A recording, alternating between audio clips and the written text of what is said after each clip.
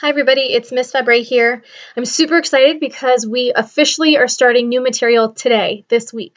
So, that being said, I am going to be recording our first PowerPoint or Prezi for the week. So here are basic expectations for the following weeks of classwork. Every Monday, I'm going to upload the new video of me going over the Prezi for that week. Now, you'll also find the note outline in Teams under each week's folder. So you'll notice that this particular video was uploaded in the folder titled World History. I believe it says work from March 30th to April 3rd. So every week you'll find in that week's folder a video, the note outline, and then if I add an extra assignment, you'll find that in there. The expectation is that you watch the video and you take notes. Now, if you don't have access to a printer, please, please, please do not stress about it. You can take handwritten notes instead. Now, friendly reminder, you're doing this at home behind your computer screen, which means you can pause the video as you go. That way you don't miss any notes. Although I do want to encourage you to abbreviate as you go from slide to slide. All right? Now, some videos, will be in two parts simply because they're so long, but this week's video, it's only 16 slides. It should go pretty quickly. Now, on Friday, a mini quiz will be opened up for you to complete between Friday and Sunday. It's only 5 questions, and it is based on the video. Now, since you're at home and taking handwritten notes from the video, this is obviously an open notes quiz. So you'll just have to complete that through Microsoft Teams in the assignments section of Teams. And then you don't have to worry about uploading or sending anything to me via that way. If I do, on the off chance, assign you an additional packet or worksheet, we'll get to that later, and I promise I'll make a video about how to handle that when we get there. So without further ado, I'm going to start our Prezi for today. So we are going to begin, finally, on the Middle Ages, specifically in Europe. So Western Europe, the dark times of the Middle Ages. Now, I'm really excited because this is probably one of my favorite topics to talk about. So just a little bit of background information before we dive right in. Hopefully you guys remembered that when we talked about the Roman Empire, the West fell and the Eastern Roman Empire flourished. Now, historians use 2 different names to designate the East and the West. That way we don't get confused when we're talking about them. So the Roman Empire is the West, and the Byzantine Empire is known as the Eastern part of the Roman Empire. So when Rome fell and it was sacked by the Visigoths and other barbarian tribes, it didn't really recover. Whereas the East, they were kind of separated, they thrived, they really fed into this world trade network. And the western part of Europe really just kind of regressed. So a lot of decentralized city states and communities were ruling themselves, a lot of warfare, no centralization. So that's where we're beginning the Dark Ages.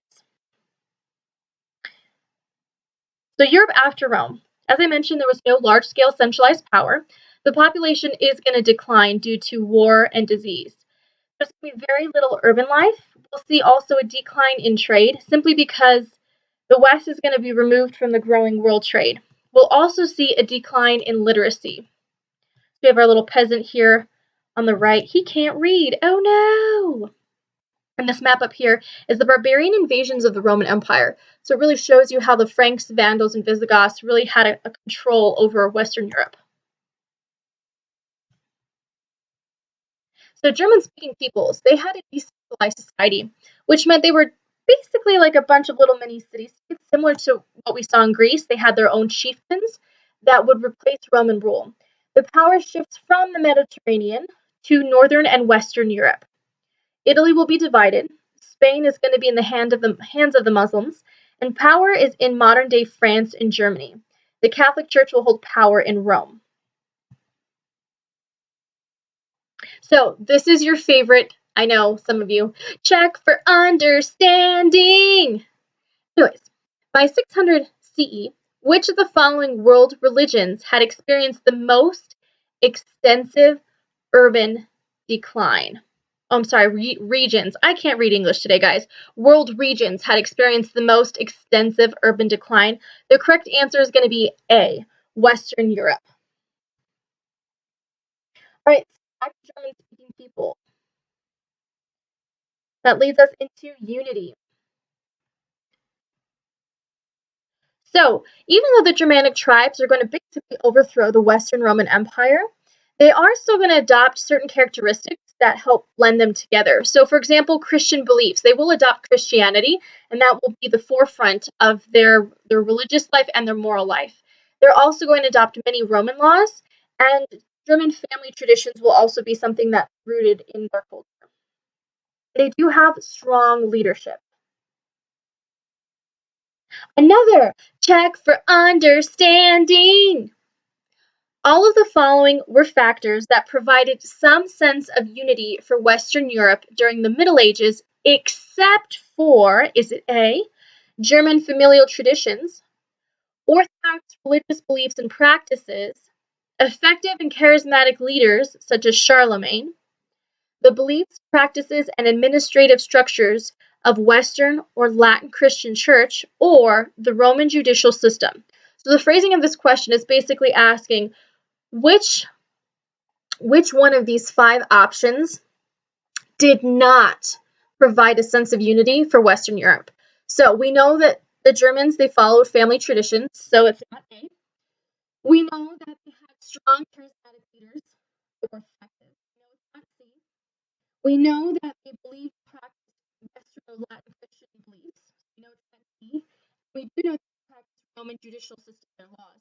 Not E. So that leaves us with the option of B. They did not practice Orthodox religion. B is in Bob. All right, so Carolingian dynasty from 751 to 1000. So now we're going to start the lineage of these powerful kings that in next slide we're going to dive a little bit more as far as details goes.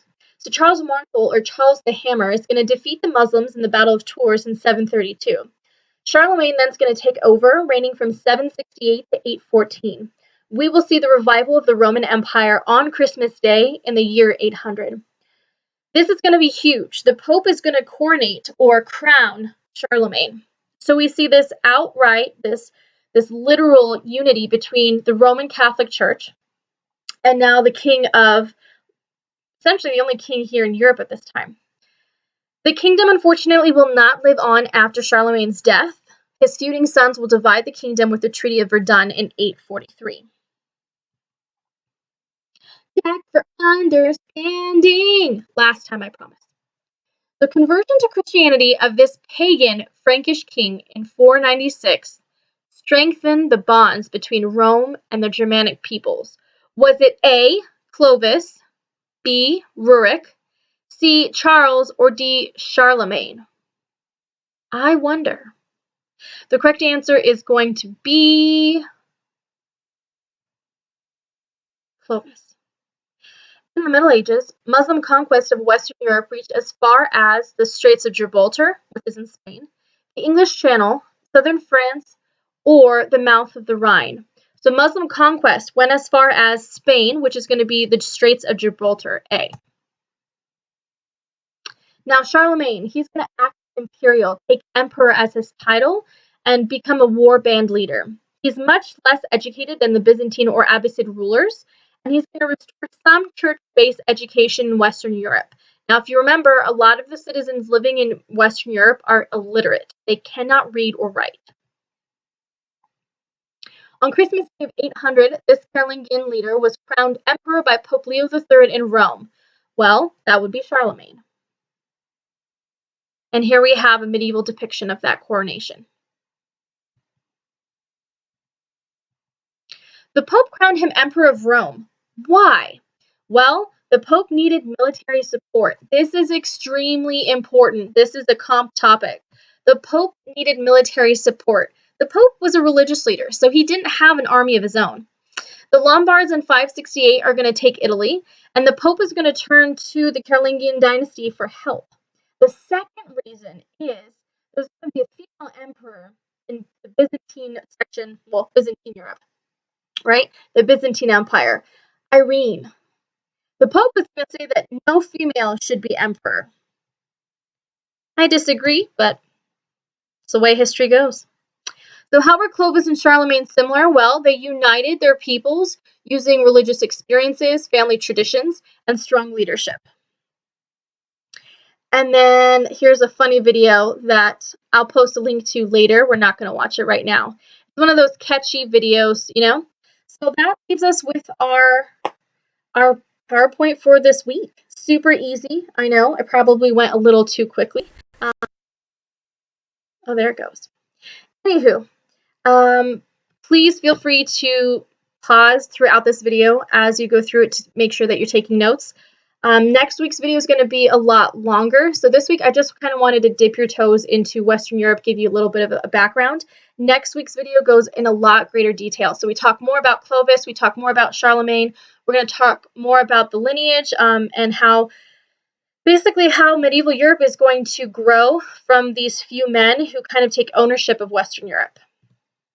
So with that being said, if you have any questions, please feel free to reach out. I do have student hours. Student hours are going to start this week.